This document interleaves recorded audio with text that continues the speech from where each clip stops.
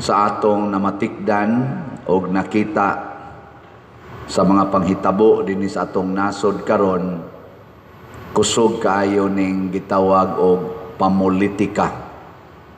Unsa man ang pamulitika sa ato dinhing konteksto, kana bang ang mga nanaglingkod sa gahom dili gustong pulihan. Mao na siya. Manang daw kay sila sa gahom. Nya kung doon na gani murag makapuli nila, ila ginang daoton, ipindown gina niya. Di gyud sila gusto nga masapawan ang ilang gahom. Ug mao na nahitabo sa atong unang pagbasa, ang mga pangulong pari ug mga pangulos mga Hudiyo mura bisag gipatay na nila ang leader sa mga apostoles kadtong anlag Hesus, mura magnisikat na hinuog maayo ang mga apostoles, sige magsangyaw atong ngan atong ilang gipatay. Nakaingon sila murag mapulihan na kita ni. Ato sad ni silang patyon. Ngana, murag kontrapartido ba? Kinsa maroy mga partido sa atong nasod nga naningkamot pagpatay sa ilang kontrapartido, ang mga Marcos Group, Duterte's Group o Pinklawans Group. Secret. Pero makita na nato kinsa gi perting paningkamot kana bang hapit na lang tanan nilang energy naa na lang diha nakatingob sa pagpatay sa ilang kaatbang. Si Kristo kanunay nag-ingon, higugmaa ang inyong kaaway, higugmaa ang inyong kaaway. Buhata ang maayo ngadtos mga taong naghatag ninyo kadautan. Mo na itudlo ni Kristo, gilingiyay mong tupad. Ning na liwat ka ni Kristo o namulitika ka. Naliwat ka ni Kristo o namulitika. Mahitabo sa nato dinhi. Dinhi nato ba hasta kaming mga pari pamulitika gyapon, dili may gusto nga mapulihan sa among posisyon. Di may gusto nga mabutang mi ana mga parokya nga wa mi kauyon. Anhilang gid mi aning dagkong parokya, kanilang gyung nindot og mga benepisyo. Kanigyong maglingkod gid mi aning mga gahom sa atong simbahan. Di gid mi gusto nga ibutang aris ubos. Ako nag-eskwela man ko dito sa University of Santo Tomas Central Seminary. Kanang mga Dominican religious order man na sila. Practically ang tanang religious orders o daghan sa tag mga dioceses dinhi sa atong nasod o labi na gid ngadtos gawas nasod nga dunay kinaiya nga kana bang kung nahuman ako sa akong posisyon, ordinaryo nako. Di ba mao man na sa atong nasod og mahuman naglingkod ang presidente sa iyang termino, ordinaryo na. Gipriso ganito as dahig. Gipriso na. Kana og mudawat ta ang maong prinsipyo na kung nahuman na kas imong termino, mahimo na kang ordinaryo nga citizen. Mao man sa ngadto sa Amerika, di ba? Tanawa sila ngadto, mahuman sila silang termino. Wa na. Ordinaryo na. Pero dinis ato, di gyud gustong mahuman ang termino maintain gina. Amo man sa dinis ato sa Archdiocese sa Cebu, dito sa amot mo sa Tagbilaran kanang gigikanan aning atong Archbishop Abit Oy. Panalitan, ikaw mo'y parish priest, nya monsignor ka. Murag mo ni akong nadunggan, wa pa man jud ko kakuan actual, pero dito sa ubang diocese sa Labinas Mindanao naa ni siya. Nga karon monsignor na ka. O nya kaning parish priest ka, nya mahuman imong term. Pwede kang i-assign nga assistant parish priest sa bag-ong pari. Nya musugot ra pod sila. Himuong ko nga, kasi mong assistant padre, si Monsignor. Bitaw. Kay para nila, pare mangyapon. Tagay sa naghigayon ka ng uban diha, ng mga batanon, nga sila say magdumala. Kay ang paris-pris manggon, mao may kaning murag manager. Nya, malipay sila. Naay mga pari nga malipay. Sige, i-assistant lang ko. Pero dinis ato, na mao na ang mga Hudiyo. Di sila gustong mapulihan kay gusto gid sila gi ilhon nga labaw, sila gi tahuron, sila gyud maoy kanunay nagkupot sa gahom ug sa bahandi. Mao nay pamulitika. Og tungod ni ana ang kanang tao nga pamulitika kayo hunahuna, dili na siya kakita sa tinuod nga panginahanglan, sa tinuod nga problema. Natanawa karon unsay ilang gikalingawan diha sa atong kongreso, impeachment. Nagsigit tag gastong kwarta sa ilang paghearing, kada adlaw naghatag tag kwarta ana nila ilang mga sweldo, purting dagkua, tag 200,000 ngadtos 400,000 ang ilang sweldo kada buwan. Gikan na sa atong buhis. Pero ang atong kagutom, ang atong krisis, ang kamahal sa gasolina, mga pamaliton, ang pagkaway balay sa mga nangaanod sa baha o nangaigo sa linog, wa gyud sila'y paghatag og priority karon. Naa sa ilang impeachment. Unsa man sa ilang giduki-duki sa impeachment? Ang kanarasang 125 million na confidential fund mao ginay sentro sa ilarong impeachment. Pero naa say billions of confidential funds nga naa sa office sa presidente. Wa gyud tagda gani ang mga petisyon sa impeachment against sa presidente, namatay lang dayon. Wa gyud gani sundi nga kadtong mga malita nga kwarta, kadtong mga gipangsulti nilang Gutesa, nilang Diskaya, wa gyud sudli kadtong mga flood control, kadtong gipauli sa Supreme Court nga 60 billion nga gikuha gikas PhilHealth, giuli na ba? Na naman to decision sa Supreme Court, ipauli. Giuli na ba? O wa giuli, o di sa ato pa accountable ka na.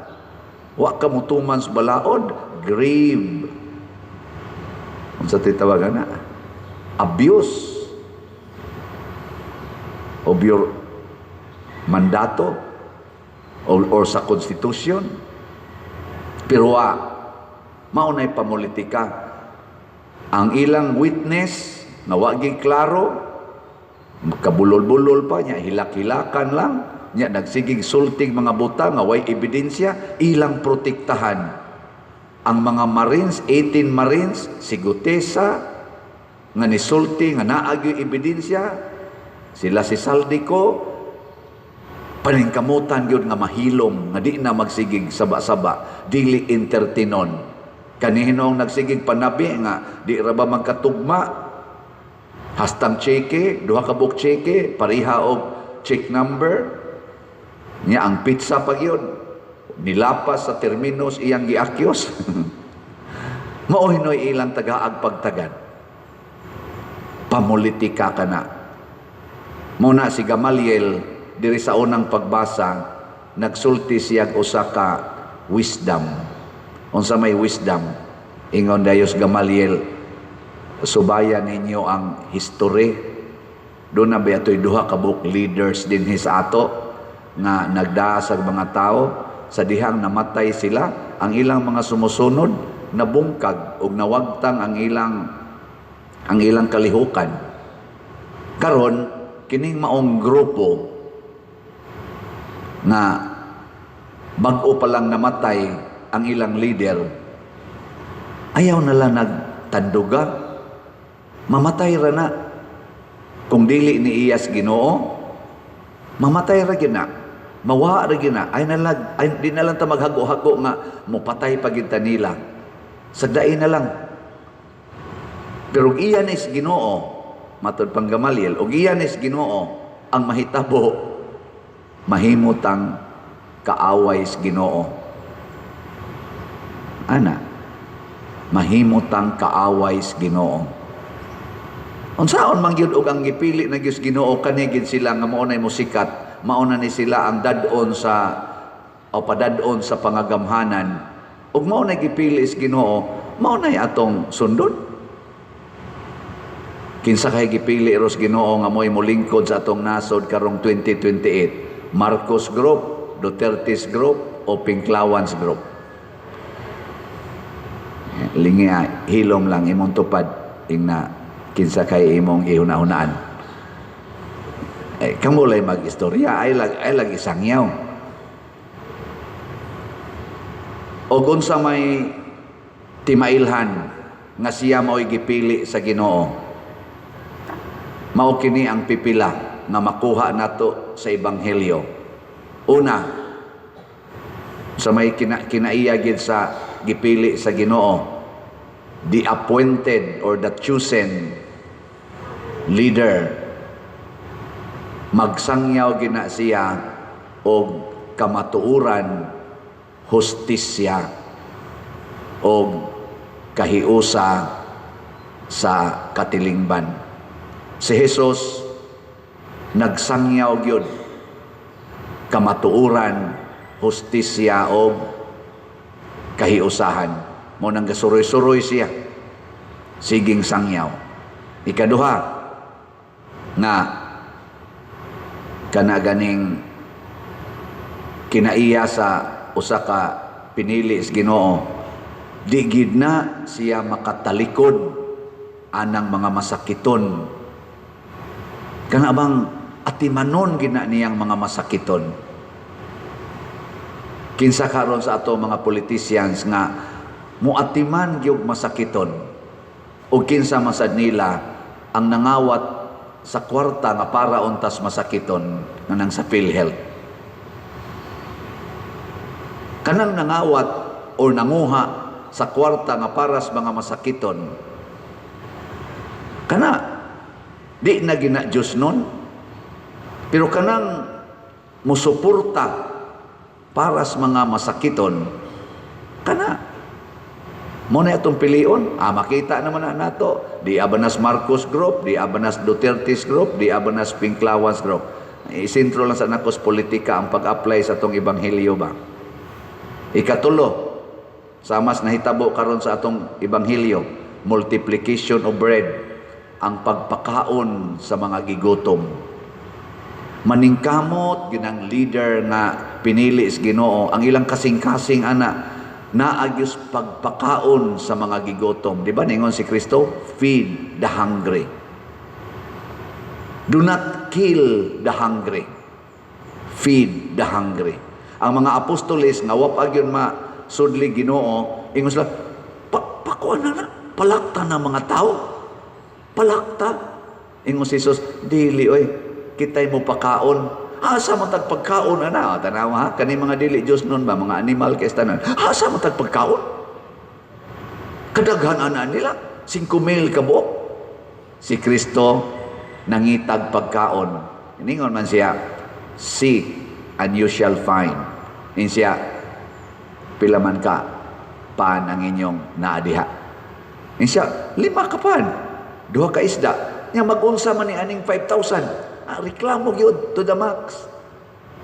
Ang naas kasing-kasing sa pinili sa Ginoo, dili ang pagreklamo, kung dili ang pagpasalamat nga naay pagkaon.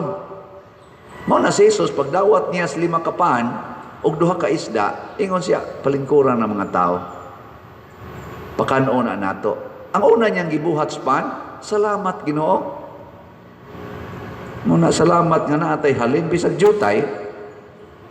Nagitay halin sa atong tickets. Salamat Ginoo. Pila na may atong halin?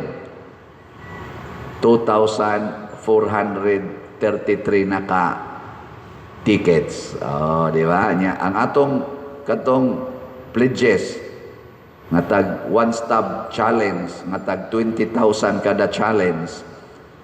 16 na ka challenges o niya duha na ang na completely paid. Oh, pakpak. So, ana, maglipay ta, pasalamat ta. Nya, tungod aning kinaiya nga nahigugmas pagpakaon sa gigutom, unya nagpasalamat bisan sa gamay kaing pagkaon. Unsa may resulta? Kamao siyang manghatag. Bisag gamay kay iyang pagkaon, kamao siyang manghatag. Mao to gipikas ni Kristo ang paan nga mao nay atong simbolo aning Eucharistia o gihatag. Wa gipikas ni Hesus ang paan niya gikaon. Gihatag. Lingyan na sa imong tupad ingna pilay ihatag ni moron sa kolekta. Ingna ba? Pilay imong ihatag kay basi kasi kagunaw ang akong ipliti, ang akong ipalit, ang akong ayaw ana. Og naa ka diha roy gamayng kwarta, kamong nanimba o kamong naas online. Huna-hunaa din ihatag ko ni. Pikason ko ni, bahinon ko ni kay ihatag din ako.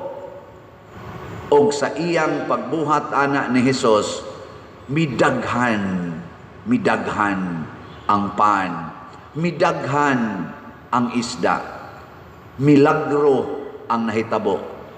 Nganuman ang suportahan sa Ginoo, ang gitagaan og bendisyon sa Ginoo, mao ang gugma sa leader sa pagpakaon. Ang Ginoo, mga igsoon, makahimo bisan unsa, di ba? Nothing is impossible with God. Pero mag-agad siya sa atong desisyon. Kung mo desisyon kang manghatag, iya sa kang suplayan. Murabag ka ng gripo ba? Kana bang inyong faucet, gripo? Og mo clog up na siya, din na mo muhatag og tubig. Awa gyud tubig nga i-supply diha. Di ba? Pero inig abli nimo muagas, wa ginay hunong, gripo ra man na siya. Kitang tanan pulos ra man ta channels of graces. Pero mahimo ng tangdaw ni clog up ng atong garbo sama ng pamulitika, din ata manghatag, magpaburot na tas atong kaugalingon, mamalit na taan ng mga nindot kayong sakyanan, mamalit na tagdaghan kayong sakyanan, mga mansions, gikan sa gagmayng buhis nga gitipon-tipon in town sa mga pobreng Pilipinos. Muhubas gyud ang grasya. Mao na siya. Anawang ilang mga naong karon ana mga kawatan kay tanan, nihubas. Daghan sila kwarta pero ilang naong luspad. Nya mura sila ni kuyos, no? Hasta ang ilang kani mga kasing-kasing, dili na sila relax. Sige na lang pangaway, ratol kay sila. Di sila makatugot nga naay musikat nga lain sad nga politisyan. Di sila makatugot nga duna say mga politicians nga posibleng ma-elected against them. Ingon anak sila karatulon. Pangutan ako nako, Pader, wa ka maratol ron diri sa imong parokya. Wa jud ko maratol. Og unsa inyong ihatag nako nga ipalit niyong ticket, moro sa nay akong gastuhon na atay daghang projects dire. Una, ang atong bell tower. Di ba? Ang sunod, ang ato dihang adoration chapel na ongoing na ang pagtrabaho niya ay katulo ang atong bag-ong CR ubos sa atong bell tower. Mugasto nag mga naanas mga 5 million more or less. Nya unsa ang pagkapalit nato ning 2,000 pa man kabuok ticket. Pero di lang ko maratol ana. Nya ang sunod natong giplanuhan kining mga lingkuranan ato untang ilisan. Kaning ato ring lingkuranan ba? Kana inyong gilingkuran ba? Mamaak man na sa inyong lubot.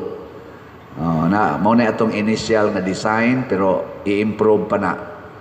Nya mugasto sa tingali nig mga more or less 5 million. 10 ano? Na ay dila sa tong luyo kay dako kay to gasto 50 million kuno to. Mga matay na lang mo. Pero ato gitong ambisyonan.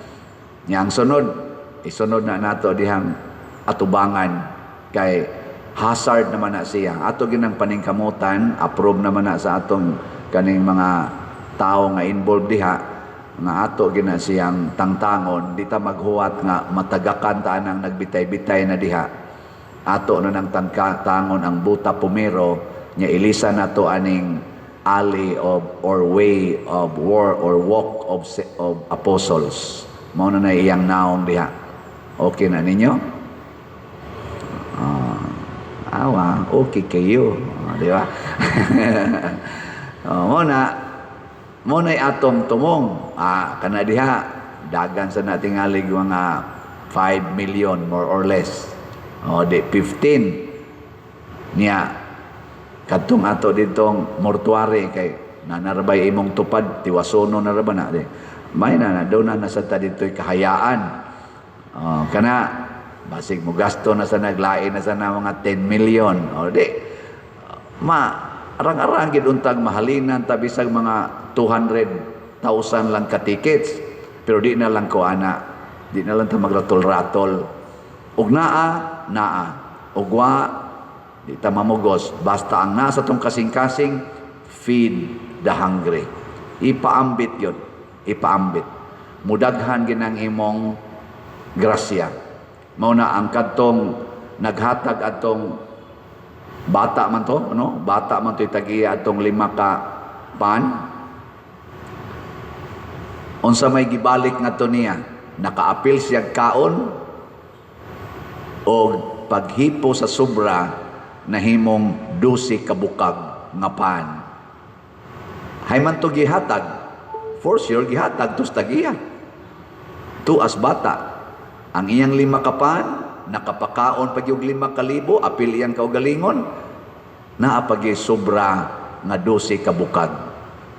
Mga igsoon, mao ka na ang gahom sa Ginoo. Pero ato lang yung i-avoid kaning word pamulitika. Kanamang dili ta gustong pulihan. Ang ato anong himuon, mao ang pagpangalagad, Diyos nung pangalagad, kay bendisyonantas Ginoo o kontrahontas atong pagpangalagad ay kabalaka. Parihas mga apostoles, gilatos sila bisag way sa unsa may ilang gihimo, nag-awit sa kalipay nga sila nakaambit sa kasakit o kamatayon sa ilang master nga mao si Jesus. Last na lang lingi sa imong tupad, ing na malipay kag latoson. Ing na ba na malipay ra kag latoson? Maingon nga ko, di ko, latos ko taon. Sa ato pa, may pagkayawanon ka. Sige, nindog na ta.